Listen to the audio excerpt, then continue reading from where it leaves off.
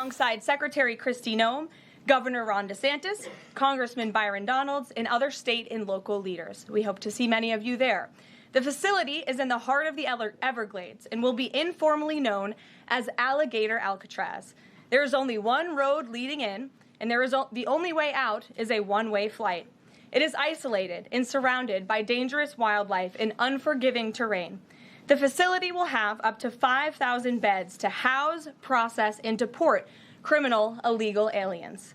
This is an efficient and low-cost way to help carry out the largest mass deportation campaign in American history. We are truly coming off a historic week of President Trump racking up win after win on behalf of the American people. President Trump restored peace through strength and acted decisively as commander-in-chief to obliterate the immediate threat of the Iranian regime's nuclear capabilities and then brokered a ceasefire between Israel and Iran, which continues to hold. Then, the president traveled to the Netherlands and achieved a monumental win for the United States and the NATO alliance by getting our allies to dedicate 5% of their GDPs to military spending. As a result of President Trump unleashing American energy dominance, summer gas prices are at the lowest they have been in 4 years, heading into the July 4th week. And with the incoming Trump economic boom, the stock market continues to roar back, with the S&P 500 and the NASDAQ both hitting record highs. And on this point of an economic boom, I bring to you original correspondence from the President of the United States to our Fed Chair, Jerome Powell. As the president has consistently stated, the American economy is booming. And there were so many economic analysts who said that this president's policies would drive our economy down, when in fact we have seen the opposite. We've seen a massive deregulation campaign take place. We've seen inflation completely diminished from where it was under the reckless spending and the bad policies of the previous incompetent administration. I would remind the Fed chair, and I would remind the entire world, that this is a president who was a businessman first, and he knows what he is doing. He has a proven economic formula that worked in his first term as president, and it is working again. The one problem that remains is high interest rates for the American people. The American people want to borrow money cheaply, and they should be able to do that. But unfortunately, we have interest rates that are still too high. So the president sent this note to the Fed chair today. And if you look at this chart, this is a chart of all of the interest rates of many countries throughout the world. At the top is Switzerland. They're only paying a quarter for interest rates. Cambodia, Japan, Denmark, Thailand, Botswana, Barbados, Taiwan, Bulgaria, Cuba, Sweden, Morocco, Cabo Verde, South Korea, Algeria, Canada, Albania, Libya, Malaysia, China, New Zealand, Trinidad and Tobago, Czechia, Bolivia, Australia, Costa Rica, the Bahamas, Kuwait, Papua New Guinea, Bosnia, United Kingdom, and the UAE are all paying lower interest rates than the United States of America, which has one of the hottest and strongest economies in the world. The president sent this note to the Fed chair. It says, "Jerome, you are as usual too late. You have cost the USA a fortune and continue to do so. You should lower the rate by a lot. Hundreds of billions of dollars are being lost, and there is no inflation." And the president is right. There is historically low inflation thanks to his policies. And we will continue to drive down the cost of living in this country for Americans. We will continue to deregulate. And it's also incredibly important that we pass this one big, beautiful bill, which is the largest tax cuts in American history. And that's why the White House and the president himself have been in touch with lawmakers all weekend long to get this bill passed. And they are working very hard to do so. It remains a top priority for the president. And this bill has exposed the clear differences between Republicans and Democrats in 2025. The Democrats are doubling down on craziness and radical policies that are undermining the very fabric of our country. Just look at the Democrat nominee for New York City Mayor, Zohran Mamdani. He's a Democrat socialist, really a communist, who proudly calls to defund the police, peddles anti-Semitism, praises pro-Hamas groups, wants Israel abolished, and believes wealthy Americans should not exist. Those are his words, just as recent as this weekend. Meanwhile, under President Trump's leadership, Republicans are fighting tirelessly for everyday middle-class working Americans who re-elected this president, and we're carrying out a revolution of common sense, and all of that is packed into this one big, beautiful bill. It delivers the largest middle and working class tax cuts in U.S. history. It keeps America safe by funding the largest ever one-time investment in border security. It's enough to reverse the Biden border invasion. And every single Democrat is against that, against securing our border and deporting millions of criminal illegal aliens. The One Big Beautiful Bill also strengthens and protects Medicaid benefits, despite what Democrats are saying, for eligible American citizens who rely on it, like pregnant women, children, seniors, and people with disabilities, by eliminating waste, fraud, and abuse that threaten to destroy this program that was intended for the most vulnerable in our society. And every single Democrat in Congress is against rooting out that waste, fraud, and abuse and blocking the 1.4 million illegal aliens who are currently improperly receiving these benefits that should be going to American tax-paying citizens. The Democrats in Congress are more concerned with defending illegal aliens than they are hardworking Americans. And the Big Beautiful Bill also revitalizes our military and enhances our defense capabilities, protects our country from emerging new threats by funding a cutting-edge missile defense system called the Golden Dome. And as we all know, the One Big Beautiful Bill makes the Trump tax cuts permanent. The White House and the president are adamant that this bill is passed and that this bill makes its way to his desk. Republicans need to stay tough and unified during the home stretch, and we are counting on them to get the job done. So with that, we will take up questions. John Fredericks is in our new media seat today. John, thanks for being here. We'll kick it to you. Thank you, Karoline. Let's get to the One Big Beautiful Bill first. It appears now you're going to get at least 50 votes in the Senate. There'll be some amendments.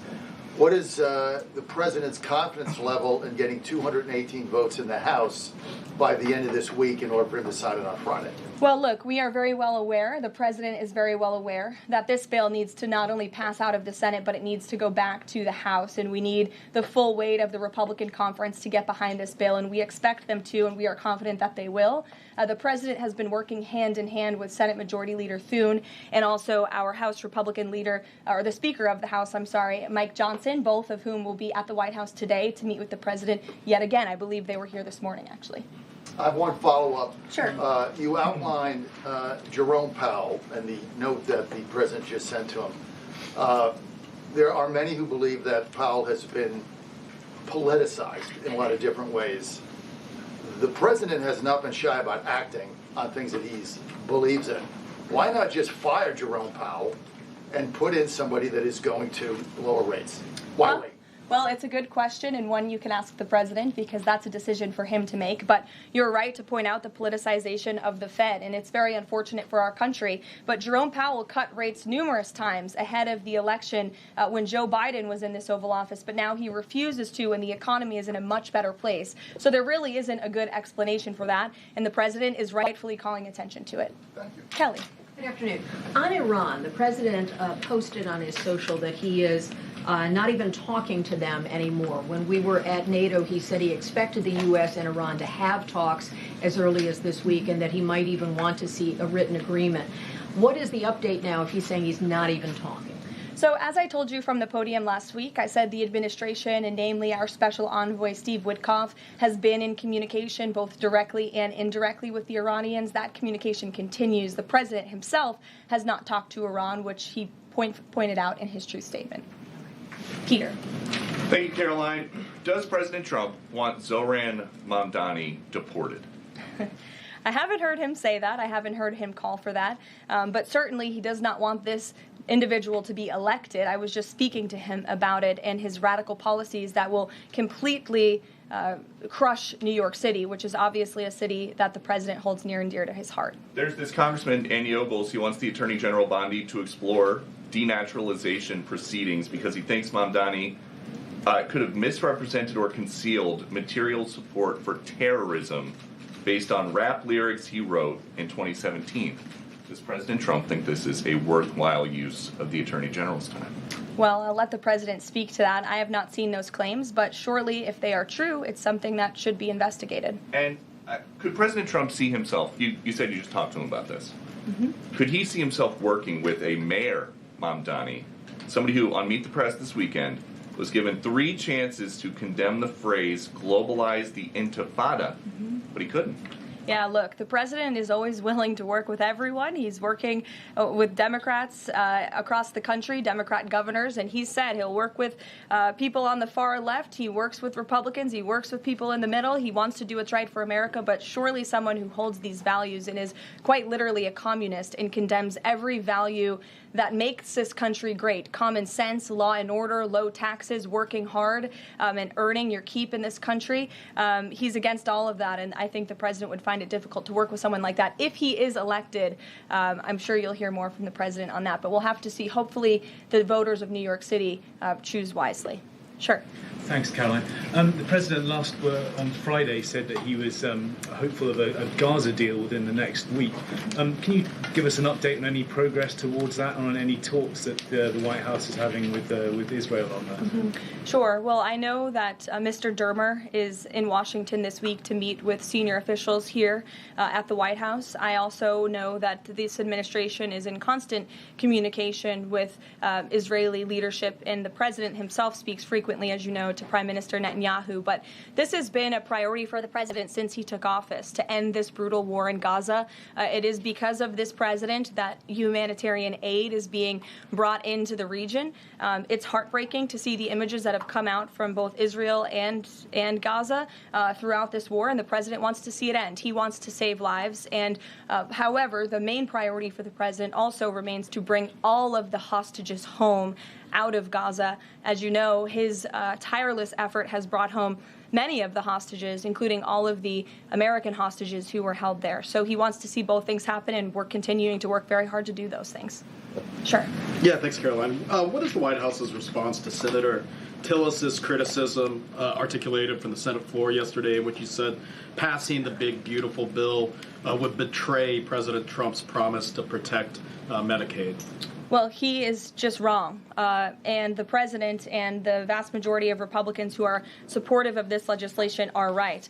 This bill protects Medicaid, as I laid out for you, for those who truly deserve this program: the needy, pregnant women, children, sick Americans who physically cannot work. And what it does is it ensures that able-bodied Americans who can work 20 hours a week are actually doing so, and that will therefore strengthen and protect those benefits for Americans who need it, as well as cutting out the waste, fraud, and abuse, as well as getting 1.4 million illegal aliens off of the program. So all of those measures are actually going to protect it for those who need it. That's the president's position, and that's what this bill does, and that's why Republicans need to vote for it and get it to the president's desk. That kind of criticism from a Republican senator, is that reason for concern for the passage of this? No, it's not. We're confident this bill is going to be back at the White House by the 4th of July. Stephen. Thank you, Caroline. Two questions. On the New York mayoral race, does the president plan to make an endorsement? And secondly, on Jerome Powell, a lot of the focus obviously has been on interest rates and him keeping them high, but a new controversy erupted today.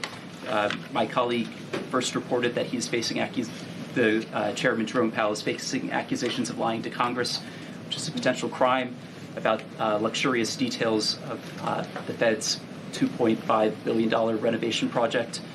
Senator Loomis has called attention to this. Some experts want him to be investigated. Does the White House want these allegations investigated and, if found substantiated, punished?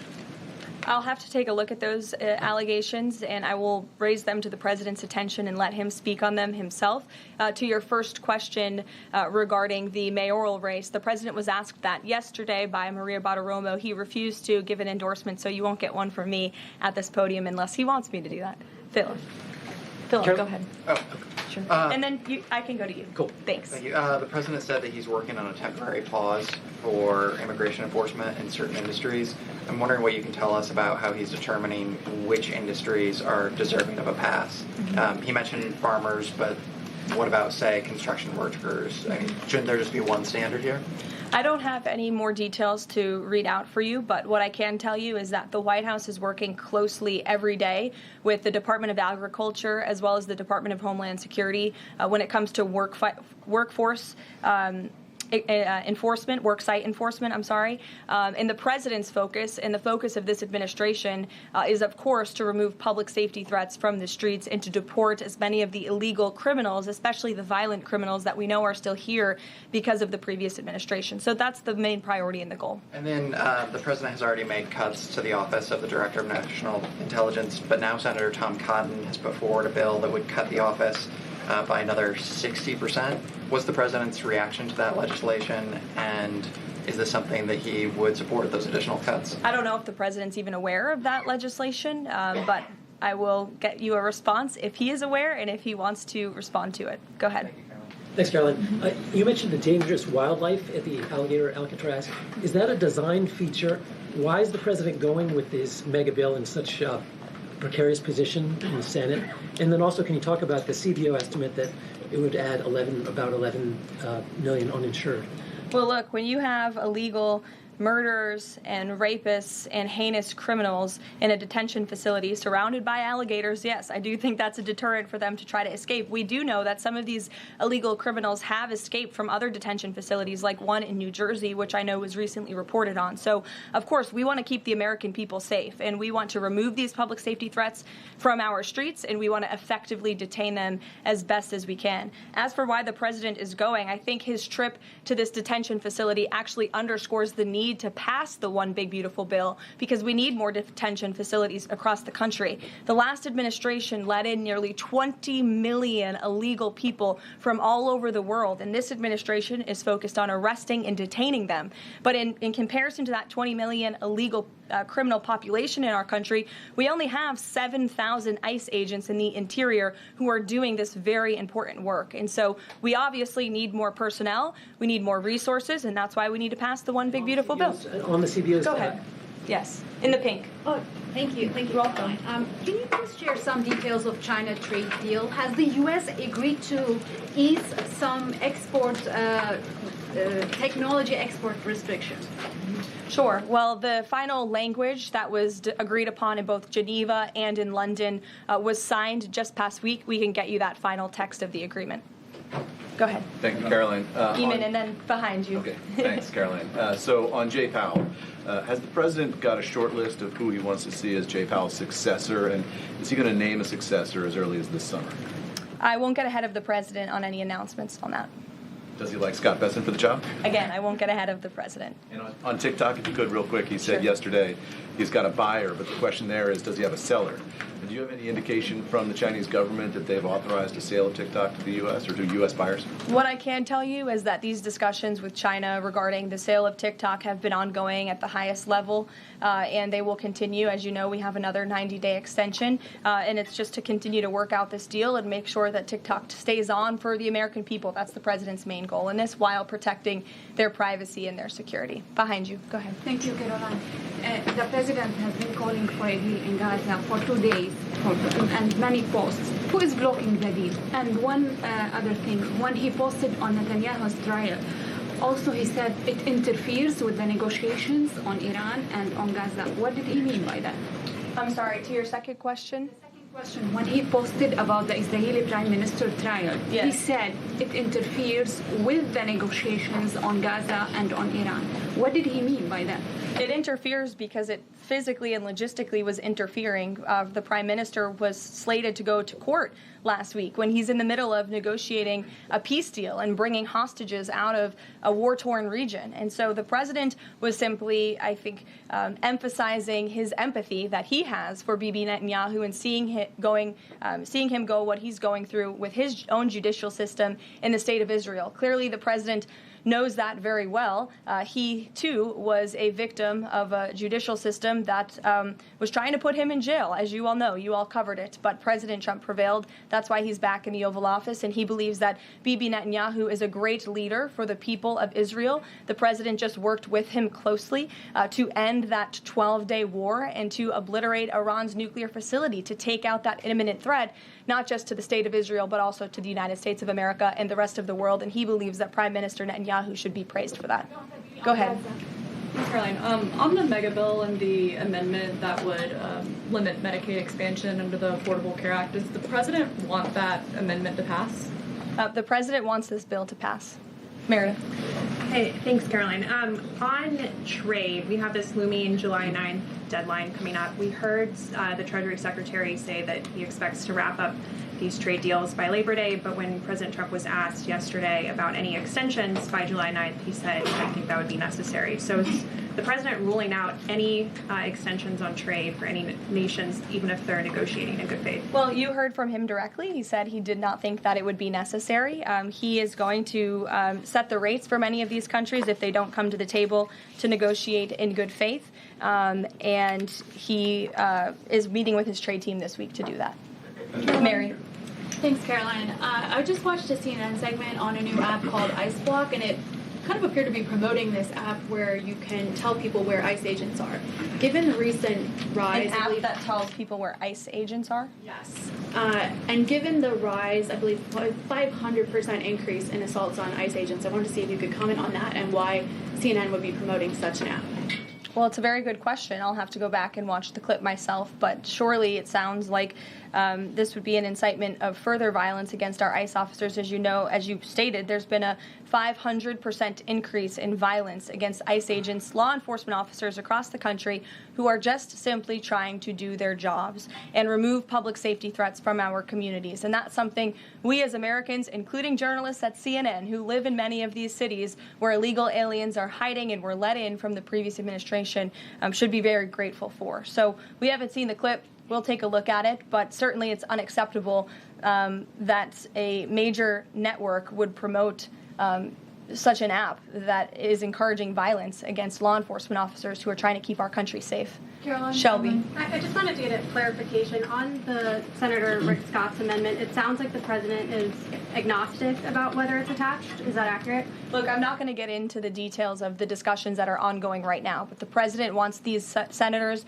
to come to a conclusion, to get this bill back to the White House as soon as possible and make sure that it's a piece of legislation that can make its way back through the House as well. So obviously there's some ping-ponging between both sides of Capitol Hill right now, but that's why Senator Thune and Speaker Johnson are working with the president in lockstep every step of the way.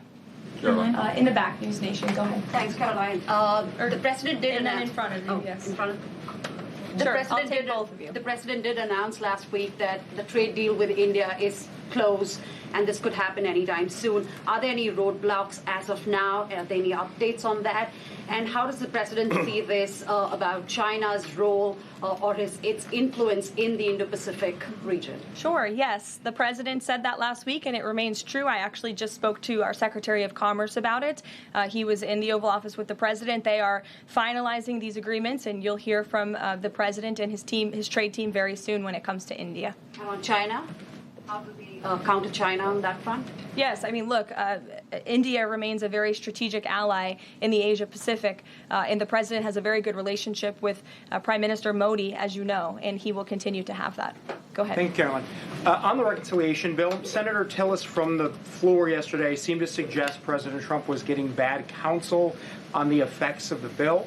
Is President Trump aware of the analyses, and there are several of these, that suggest if rural hospitals potentially close, if there are Medicaid patients in the millions that become ineligible for that?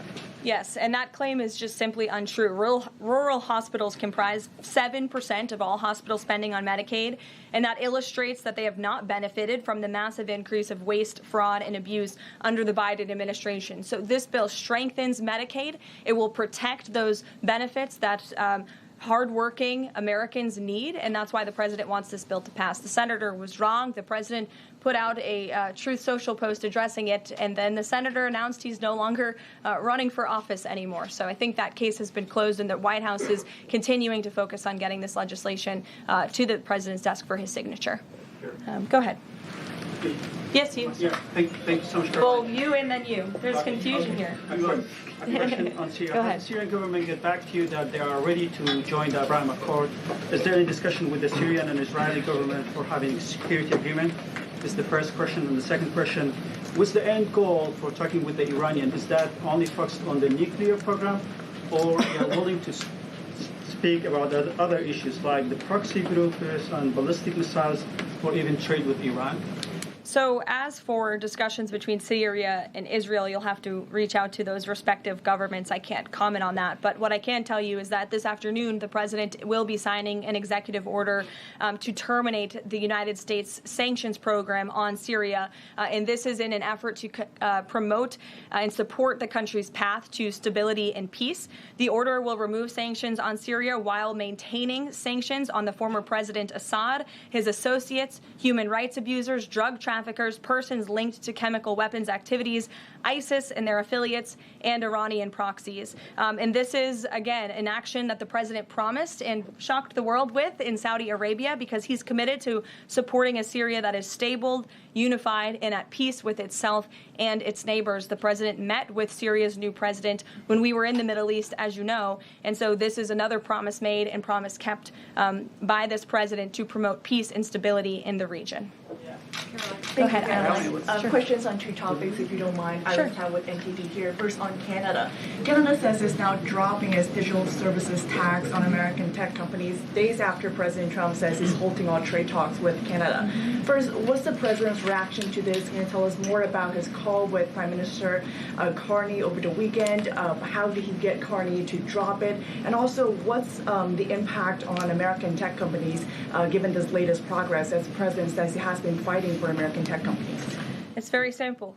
Prime Minister Carney in Canada caved to President Trump in the United States of America. And President Trump knows how to negotiate, and he knows that he is governing the best country and the best economy in this world, on this planet. And every country on the planet needs to have good trade relationships with the United States. And it was a mistake for Canada to vow to implement that tax. That would have hurt our tech companies here in the United States. The president made his position quite clear to the Prime Minister, and the Prime Minister called the president last night to let the president know that he would be dropping that tax, which is a big victory for our tech companies and our American workers here at home. And on Harvard, if you don't mind, the administration today formally accused Harvard of violating civil rights laws by not doing enough to fight anti-Semitism.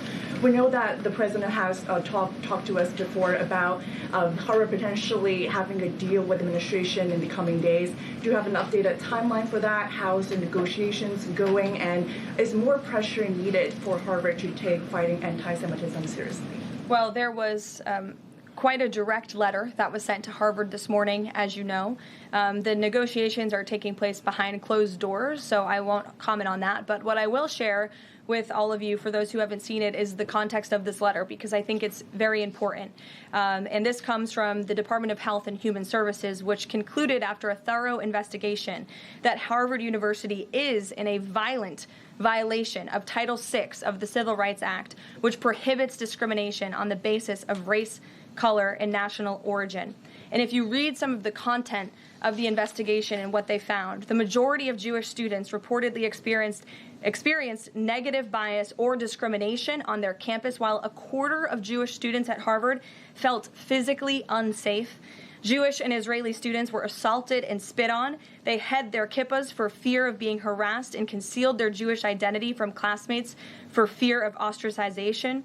Images were widely circulated amongst the Harvard community that trafficked in obvious anti-Semitic tropes, including one that showed a $sign inside of a Star of David, and the campus was vandalized with anti-Semitic stickers, including one that showed the Israeli flag with a swastika. The Harvard campus was racked by demonstrations, as you all know, violent protests that violated the university's rules of conduct. The demonstrations called for genocide and murder, denied Jewish and Israeli students access to campus spaces. These are all facts that Harvard cannot dispute, and that's why the administration has found them in violation of Title VI and has threatened to withhold their federal funding, because if you break federal law, you should not be receiving federal tax dollars. And so I rest my case on Harvard. Andrea. Yeah, so President Macron of France earlier today said that tariffs levied by powerful countries are often a form of blackmail, and criticized the sort of process that's underway. Didn't mention the United States specifically, but said that these tariffs are really hurting developing countries. So there's this big UN conference going on. What do you say to that? What is the president, was he aware of that comment, and did he have any response? I think the president and the White House would certainly reject that characterization by Prime Minister Macron.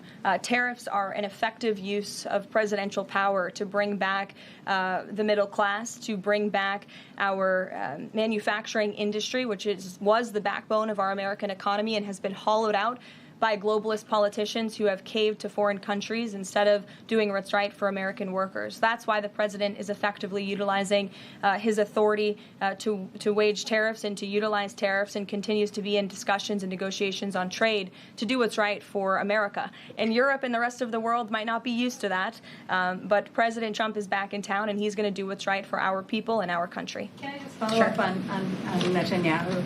So there's a report in Israeli media that the Prime Minister will actually be here, that Netanyahu will be here today meeting with the President. Can you confirm that? I don't believe Prime Minister Netanyahu is here today. I think you guys would know about that by now. Unless there's something going on I don't know about, but I don't believe he is. I do know he has expressed interest in coming to Washington and meeting with the President, and we are working on a date for that. I do not believe it is today, but that would be fun. You never know in this White House, let's be honest. Go ahead. Thanks, Karoline. Does the President support this new measure in the big, beautiful bill that would impose steep new taxes on new wind and solar projects? I believe you're referring to the credits for wind and solar projects. No, and what I'm talking about the new tax. There's a new tax that it's estimated would add 10 to 20% to the cost of any new wind and solar projects that start after this year.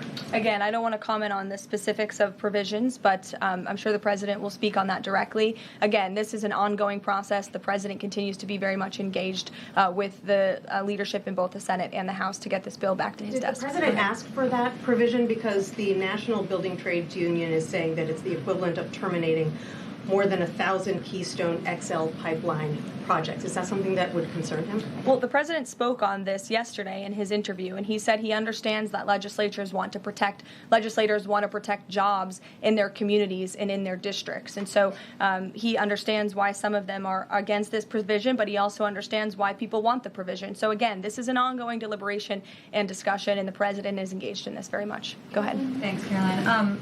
We've been hearing from White House officials for weeks that you're close on trade deals with a number of countries. Can we get any update on which countries will have deals by the 9th and when there may be any announcements? I'll let the president and the trade team speak on it. Can you respond to the CBO estimate that the Senate bill would increase the deficit by nearly $3.3 trillion? This is one of the most fiscally conservative pieces of legislation that has ever made its way through Capitol Hill. There's $2 trillion in mandatory savings in this bill, and not only that, the projected growth that this bill will bring to our economy. It will be an economic boom. The Council of Economic Advisors has an analysis that shows that the bill will generate $4.1 trillion in economic growth, and it will cut taxes, putting more money back into the American people's pockets. That's why this president wants this bill to pass, and I know he's busy working the phones and doing what he needs to do today to make it happen. So we'll see you all later. Thank you. We'll see you in Florida tomorrow. Thank you.